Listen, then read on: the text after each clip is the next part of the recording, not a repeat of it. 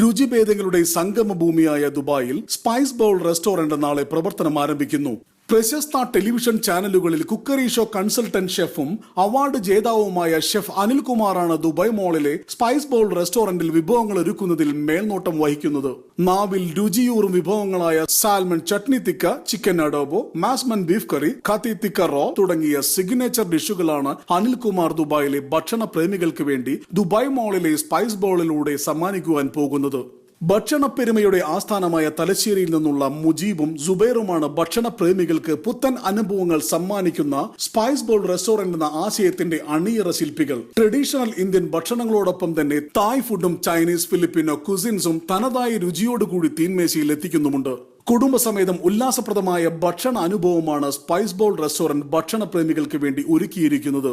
ലോകത്തിലെ ഏറ്റവും വലിയ ഷോപ്പിംഗ് മോൾ ആയ ദുബായ് മോളിലെത്തുന്ന സന്ദർശകർക്ക് രുചി ഭേദങ്ങളുടെ പുത്തൻ അനുഭവങ്ങളായിരിക്കും സ്പൈസ് ബൗൾ റെസ്റ്റോറന്റ് നൽകുവാൻ പോകുന്നത്.